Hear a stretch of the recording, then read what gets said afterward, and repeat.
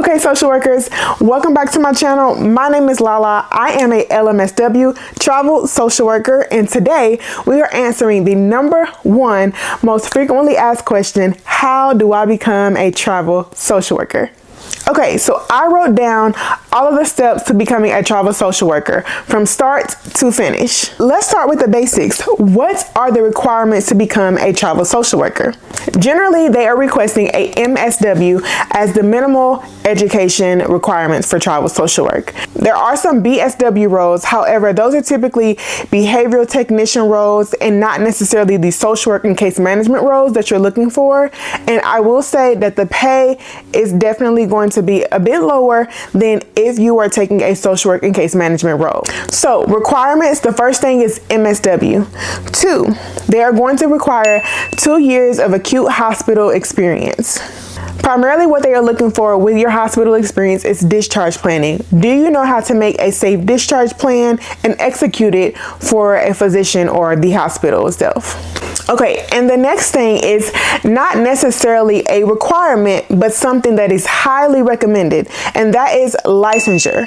As I said, I am an LMSW. There are some MSW roles, and I have had 3 MSW roles. So my very first assignment, I did not need a license in that state. License is something that I definitely recommend, simply for the fact that there are so many assignments in the market that are requiring in-hand license. As I've stated before, yes, 3 out of my 5 assignments that I have been master's assignments, which is really good. However, 2 of those have not been. So it's really highly recommended, being that so many of the assignments in the market now are requiring licensure. They are not as lenient as they used to be, and I just don't want there to ever be a situation where you can't explore all of your options because you don't have your license. I just feel like if you don't have your license, you limit the box that you have for options when it comes to your assignments.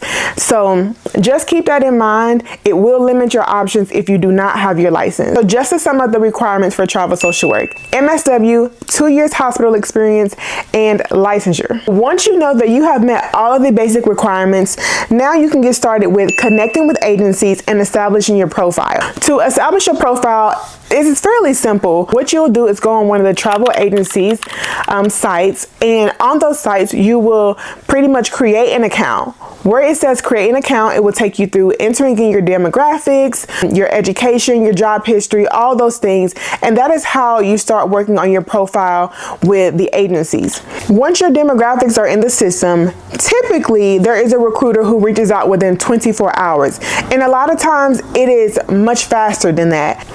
I recently created a new account with a travel agency, and before I was even done entering in my demographics or completing the account, they were already calling me. So a lot of times it does move very quickly. From the time that you start the process to create that account, your name has already entered in a system, and at that point they know that you are looking for a travel assignment, and they typically reach out very soon. One thing I do want to point out is that this can vary with smaller agencies, and when I say smaller agencies, I mean agencies that are not full service, that are specialized in simply social work and case management. Agencies such as GHR and Brundage Group are 2 examples of some of these smaller agencies. Granted, that does not take away the assignments that they have, because they still have very good assignments, but their process can look a little bit different. So for both GHR and Brundage Group, I was connected to my recruiters through a Facebook group. So for Brundage Group, the recruiter actually put her business card on the Facebook page, basically saying they have assignments available if you are interested to reach out. So I reached out to her, and then she connected with me to get my profile started. A lot of times when it works that way, they will send you a link to start the information, but you kind of have to make contact with them first. So the smaller agencies, I have had to kind of connect with them in other ways, such as the Facebook group, and I'll put the Facebook group here so that you guys know what Facebook group I am talking about. It has definitely been useful for information. I've never gotten gotten an assignment through that Facebook group, but they do post a lot of different assignments in there. And there are people, I'm sure, who have been able to get assignments from there. But I have been able to connect with other recruiters through the Facebook group. So I will put that here. And if I can put a link, I don't know if they allow that, but if I can put a link in the video, I will do that as well. The last thing is that this process also includes references. So when they start to send you links and you're filling out your demographics and all of your work history and education, at the end of that, they usually also require you to provide references. A lot of times they want one supervisor and at least 2 other coworkers or other people that you have worked with professionally. The requirements for the references can vary per assignment. I have had one assignment who wanted me to specifically have a reference from the supervisor at my last assignment. Other assignments are okay with you having a reference from any supervisor within the last year, but it does vary. So some of them are okay with that year time frame. Others want your specific supervisor from the previous assignment that you were at. So know that it does vary, but references are required in the process of you establishing your profile. Number 3, now that you have created your account with the recruiter, you can start working with them to search for available contracts. Good recruiters will start with discussing with you what you are looking for in a contract. This can include the location, your distance from your home, the type of role, your professional goals, money, and more. So for example, me, right now, I have been traveling for 2 years. I am getting close to that point where I am going to be working towards my exit plan. So one of my number 1 things is making sure that I can get my clinical hours. That is a thing. 2, I've had an assignment where I was 12 plus hours away from home for over a year. So right now I'm in a place where I do not want to be more than 6 to 8 hours away from my home. And then 3, I also tell them a money range that I am not willing to go below. So this is what my preference is money-wise, and this is what I will not go below money-wise. For some agencies, what I ask for, they feel like is kind of on the high spectrum, and that is okay. But I say stick to what that is and simply be patient during that process. That was the other thing that you want to kind of make sure that you are doing, is talking with them about what your ideal contract looks like. So once you've established what your contract needs are, then you guys can start reviewing the jobs, seeing what they have available, and looking at what contracts actually meet your needs. You can look for these assignments online. Some of them have online databases, and others databases are not available online. So you want to make contact with them very frequently. Big agencies like Aya Healthcare, Cross Country, their assignments are always listed online. So for me, I have a routine where when I am looking for an assignment, where I get on there every single day and look at what they have available, because they post new assignments every day and it is a timely thing. Okay. You also can put on there if you're interested in them, which tells your recruiter that you're interested, and they'll send you additional information about them. So utilize those apps, make sure you have them, and check them every single day. At this point, your recruiter will submit your application for the role. Once it is submitted, you pretty much just wait to, once you're submitted, you pretty much just wait for feedback. Sometimes feedback is same day. Other times it may be a couple of days, depending on how long they're waiting to get other submissions. Generally, this is something that needs to be done pretty quickly. The moment that you see an assignment that you are interested in, you need to let your recruiter know immediately. Because the assignments that are very good, they go quick. These travel assignments are not like other jobs where they're gonna keep it open to a specific date and then wait until it's closed and review all of the applications. They're not doing that. They're kind of reviewing on a first come, first serve basis. So they're reviewing as they receive these applications, and the moment that they see someone who meets the requirements and they feel like would be a good fit is the moment that they're gonna reach out to the recruiter to say, hey, we wanna interview them. So even though you may be a great fit for that role, if you're submitted later on down the line, they may not even get to your application to review it. Be sure to be timely with this. When you see that assignment, let them know so they can immediately submit your application. In one of my contract diaries videos, I mentioned how the assignment that I ended up getting, my second assignment that was literally the highlight of my travel social work career, I saw that assignment at midnight. I was in the bed just scrolling, looking at assignments before I went to sleep. I saw it, I put interested, and by the next morning at 8, 9 o'clock in the morning, my recruiter said, hey, I see that you're interested in this assignment. I've already submitted your application. Boom, that quick. But if I didn't, that would have prolonged the time frame. So that's why I'm telling you to utilize the features on the app and how it helps you to be more time efficient and how quick this stuff can go. Step number 4 is contract submission. At this point, you have found a contract that you are highly interested in and you want to be submitted for the assignment. Your recruiter will get together your application based on your profile and submit your application for the role. Step number 5 is the interview. I don't know that if I mentioned, I know that I was just saying how quick it can go, but step 3 is the part that can usually take the longest, where you're searching, looking for the best assignment, trying to figure out what's best for you. That's the part where you really have to be patient and it takes the longest. By the time you get to step number 5 and you're at the interview process, things start to move at a speed race. More than likely, if you get an interview, it is a high chance that you are going to get this role. Let's talk more about the process of the interview. So the interview is yes for them to determine, are you going to meet their needs and if you are a good fit. However, the interview is for you too. This is kind of like an audition for both parties. Are you guys a good fit? Can you fulfill this role? And for you, you want to think about the things that are most important to you. I know for me, one of my top questions that I like to ask before I hang up is about their environment. Yeah, I may ask, how would you describe your team? Or if you could describe your team in one word, what would that be? Because those are ways that will give you an idea of what the work environment is like before you get there. So just think about some of the questions that you would like to know about the role, what they do every day. Sometimes I ask them, what does a typical day look like for a social worker there? Other times I would ask them, what do they feel like would best serve their team at this time? And that way it helps me know, number 1, how to be a positive impact on their team, but it also lets me know what is their team like right now, and it gives me an idea of what am I going to walk into. Am I okay with the environment that they're describing and that I may walk into? And I have had interviews that have let me know whether I should go or not go.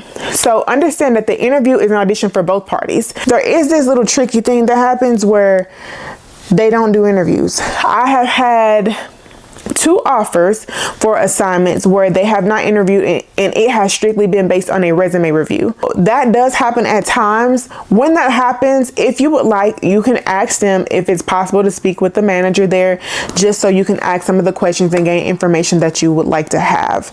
Generally, they will say yes, but just know that that does happen, and you do have the option to request whether you want to talk to someone or not. My experience with roles that have not required interviews has not been the greatest. I will say one of the offers I did not take. So it was an offer based on my resume, but I did decide to decline that offer. Now that particular role I felt like would have been an okay option. The main issue with that one was I kind of would have been left in the dust with my supervision hours, and it would have been way too far away from home to not be accomplishing my goals. The other one, I did actually go on that assignment. I did not stay there very long. The environment was not the best, not demure at all. So yeah, my experience with the assignment that did not require an interview was not the best. I don't know whether that's a good or bad thing. I'm just throwing that out there to say it's always good to have these conversations. Again, there's never a way to know exactly what you are walking into, but it's good to at least try to gather some information before going. So that's my spill on that, my experience. Yeah, I personally prefer to have an interview or talk to someone. And granted, I think I did end up talking with the manager after the fact, but again, it still didn't end up being a good experience. Let's say everything went well during your interview and now you have received an offer. Once you receive your offer, please keep in mind you do have the option to again accept or decline the offer. Please know that you always have a choice, and it's very important to weigh your options. I say this because just like any other job search process, you're oftentimes submitting to more than one assignment. You could have an interview today and another one tomorrow morning. Both of those could be great and you could get offers from both. And then you're in a situation where you need to decide which one is best for you. And I highly encourage you to do that. Don't just say yes because that is the first offer that you receive. That doesn't mean that it's the best option for you and what your needs are at that time. When it comes to those situations, they generally will give you at least 24 hours to let them know whether you are going to accept or decline the offer. Before your interview, it's good to have an idea on how interested you are in this assignment and whether you will likely accept or decline the offer. This is important when it comes to the rapport with you, your recruiter, and the agency, and then also the agency's rapport with the hospital. Let me explain why. So the hospitals are clients to the agencies, right?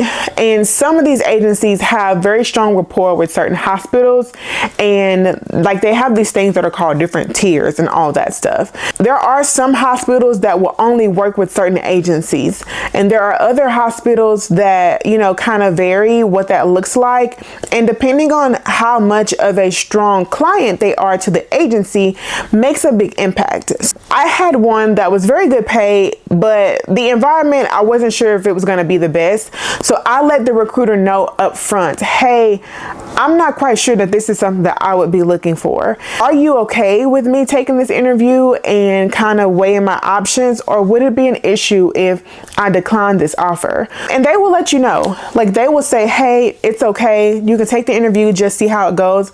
Or they'll say, hey, you know, this is a very big client of ours. They do typically expect for the person to accept the offer if extended.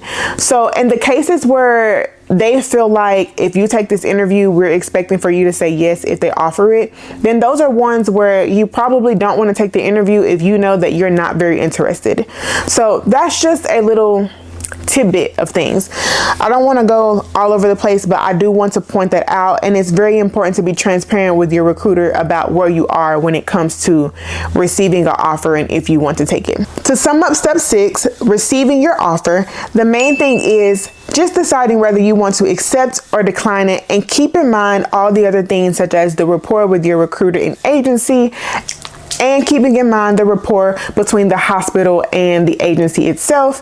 And lastly, which is the most important thing, keeping in mind to weigh your options and never feel forced to say yes from the beginning. Step 7, it's official. It is time to sign your contracts. You have accepted the offer, you found the assignment for you, and now it's time to move forward.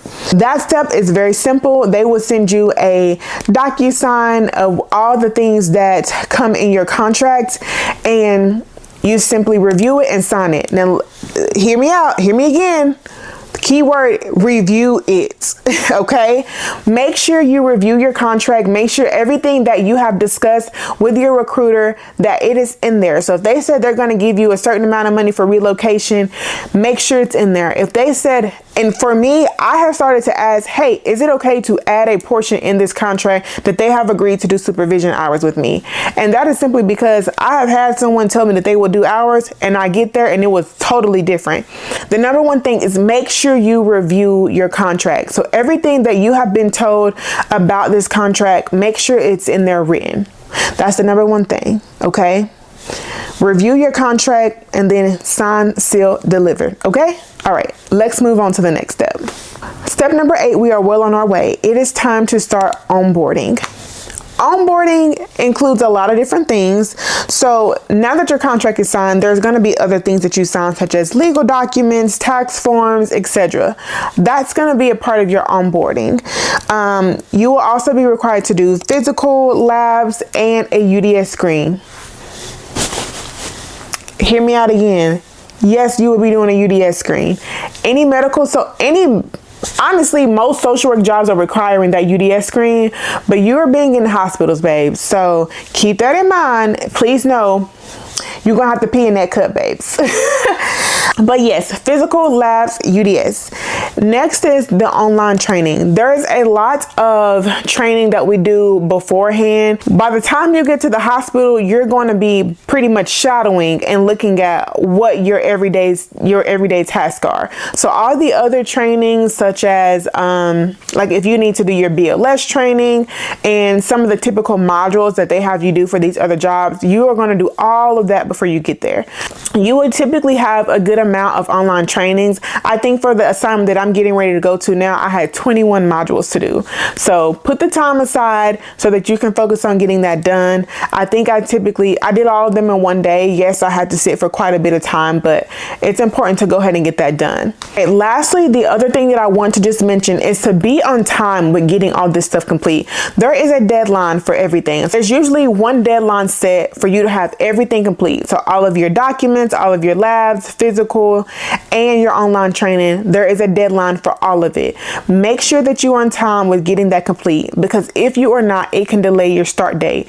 I've even heard stories about some who have not been able to fulfill their contract because of the delay and the hospital choosing to pick someone else. Make sure that you get all of that stuff completed on time to simply avoid any delays. And we're at step number 9, and that is receiving your first day instructions. Now, first day instructions you usually get 1 to 2 business days before the start date. This is another reason why I'm saying make sure you complete your onboarding on time, because it will delay receiving some of this information or your start date period. That's very simple. They send you an email with your first day instructions, and my most important thing is to say make sure that you receive them. I would say if you have not received your first day instructions the day before your assignments, make sure that you reach out. And when I say the day before, I mean the business day before. So if you start on Monday, you should have your first day instructions that Friday before. They're not working over the weekend. So if it's Friday and it's 1 o'clock and you haven't received your first day instructions, I would be reaching out. Make sure that the business day before your assignment starts, that you have received your first day instructions. For the first day, I just recommend try your best to be in great spirits, be open-minded, and simply enjoy the process, enjoy the journey. There are some ups and downs, but just know that overall the benefits usually outweigh the cons. And if you're ever in a situation where it's not, you always have the option to leave. The same way that these hospitals can cancel contracts on us, we can do the same. Now, we can't do this abruptly. Do this properly. Make contact with your agencies. Let them know how you're feeling and what is happening, whether you feel unsafe, whether it's not a great environment, whether they're asking you to do something unethical. Always communicate with your recruiter. They are going to be your right-hand man. And step 10, it is our travel day. It is time to move. It is time to go to our new home. For me, I like to leave at least 2 days before my assignment starts. So if my assignment starts on Monday, I'm going to at least leave Saturday. That way I have Saturday and Sunday before my assignment starts. This gives me the opportunity to go get settled, get any materials that I need.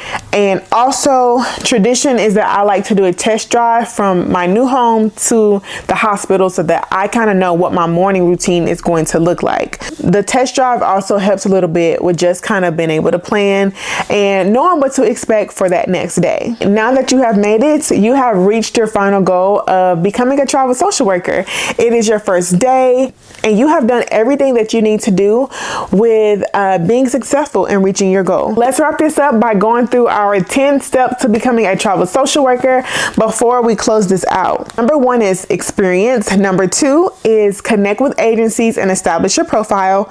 Number 3, work with the recruiters to search for available contracts. Number 4, contract submission. Number 5 is your interview. Number 6 is receiving your offer. Number 7 is sign the contract. Number 8 is start your onboarding. Number 9 is making sure you receive your first day instructions. Number 10 is moving to your new state or city. And then you have met your final goal of becoming a travel social worker. Overall, this experience as a travel social worker is unmatched. I am forever grateful to have been able to experience this in my social work journey. So I hope that this has been very helpful. If you have any other questions, please feel free to comment down below. Also, like and subscribe if you want more of these videos about travel social work, my social work journey, LMSW testing, all the above. Let me know what you would like to see down below. With all that being said, I do want to say happy travel social work. I can't wait to hear you all's stories. I look forward to growing our travel social work community. And as always, make sure you all live a happy, healthy life, taking care of your mind, body, and spirit.